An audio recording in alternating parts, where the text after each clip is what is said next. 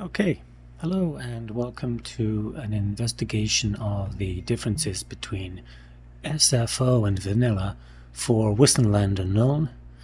This is of course the faction of Elspeth von Draken. I'm going to jump right in with a look at her skill tree.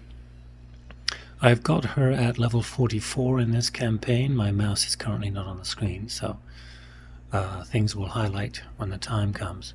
Take here a look at her unsettling radiance. This is a battle healing cap of minus 25% and control of minus 2 for the enemy local province. This is a change. In vanilla, she does not get that reduction of enemy control. Minus 2 really isn't that much. It's not like that's really going to spur some kind of rebellion. Like a lot of things in SFO, when you move further down the skill tree, SFO takes something that has one level and splits it into two. Usually the first level will be lower than vanilla and the second level will be higher.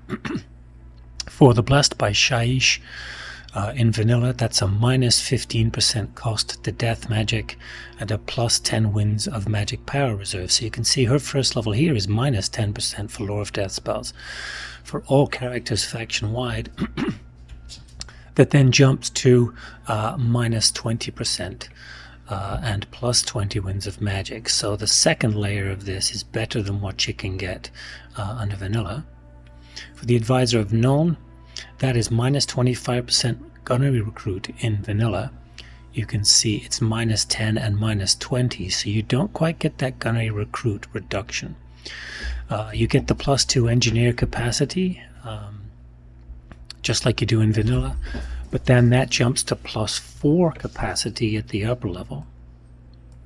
And then you can see that there's a minus 10% gunnery upkeep for the second level, minus 5 for the basic.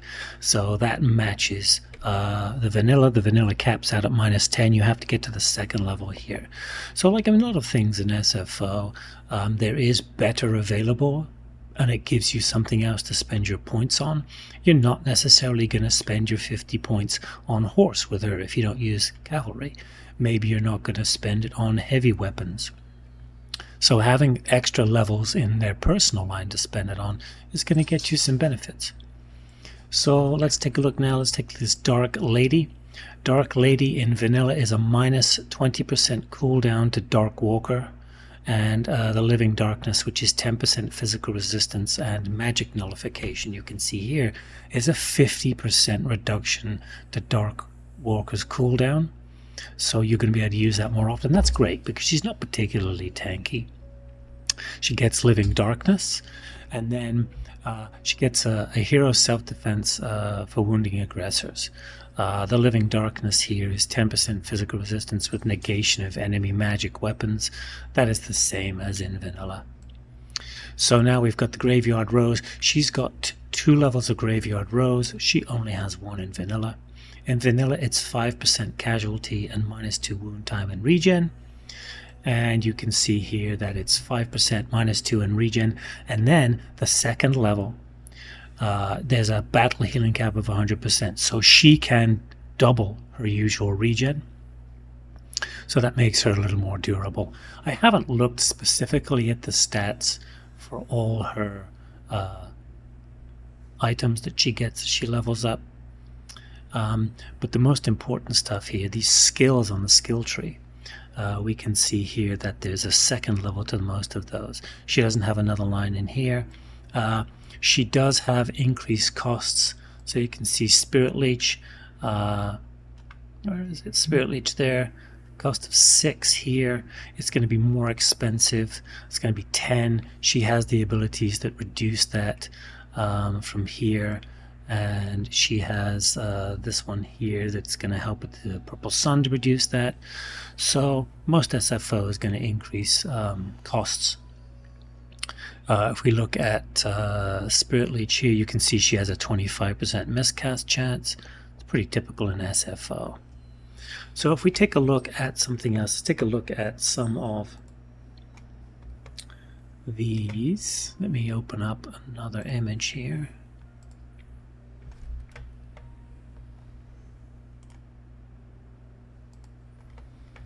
We're going to take a peek at this one that is specific to some of our units. I took the same load save and I loaded up the same game for Amethyst Ironsides. The one on the left here is the Amethyst Ironsides in SFO. The one on the right is that same unit in vanilla. So what are the major changes that we're seeing? There's an increase in the cost. This is $398. This is $317. We've got hybrid, armored, armor piercing, decent melee combatant. But on the left you can see here this is 80 entities as opposed to 60. That means more hit points. You can see 9,600 compared to 6,240. You can see a little bit more armor on leadership. They're slowed down a little bit. But the melee attack and most importantly here, maybe melee defense are increased. They now have anti-infantry, I believe that is. And they have magic ammunition, of course. They have less ammunition, but then they have more units. So 8 times 4 is 3,200 rounds. 6 times 47, 3,200. So it's about the same number of actual volleys of bullets. But the damage will be dealt much quicker by the Amethyst Ironsides in SFO. Tiny little extra bit of range. This is one of those things where you get that Imperial ability. It's +5 melee attack or melee defense or something that all SFO Empire units get.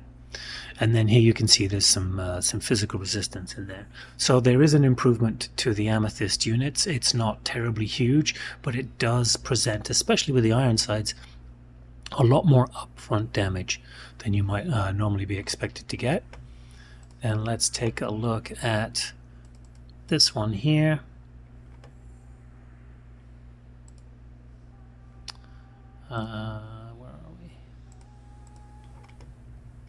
So this is the Nuln Gunnery School and Nuln Cannon Foundry in vanilla. And we're gonna I'm gonna keep this up on my screen so I can refer to it. And we're gonna compare the Cannon Foundry and the Gunnery School to the actual building itself. I'm gonna switch myself over here and take a peek in the city that has it.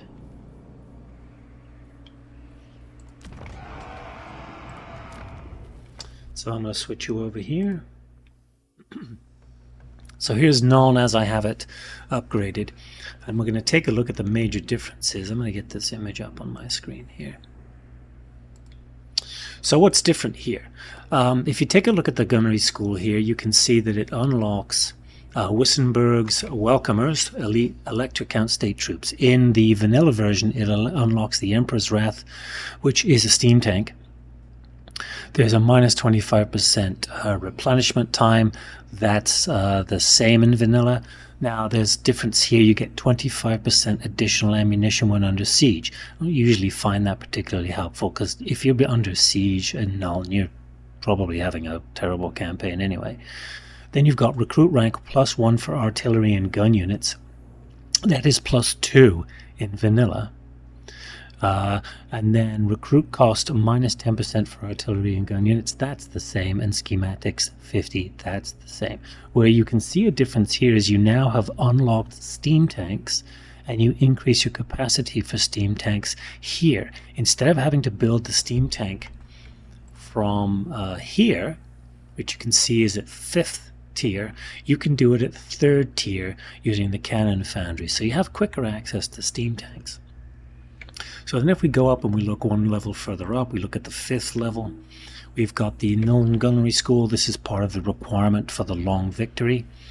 You get again the Wissenberg Welcomers, you get 50% reduction on the replenishment time. That's the same as vanilla. You get 50% ammo, that's different, but again, probably not that helpful. You get steam tanks +2. You get -20% for artillery and gun units.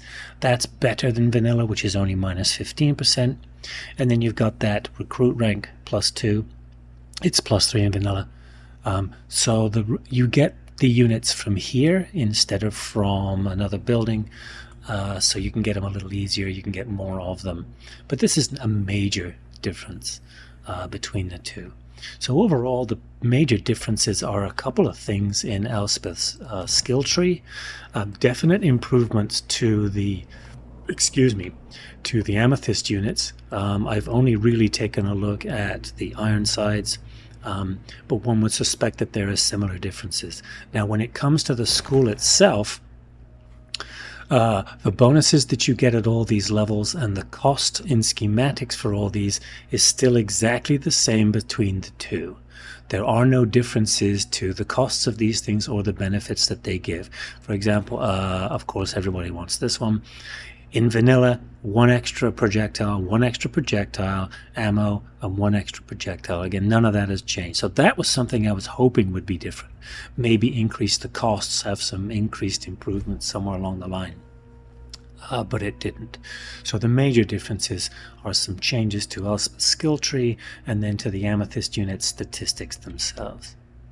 All right, I hope that's been an illumination, and thank you very much for watching.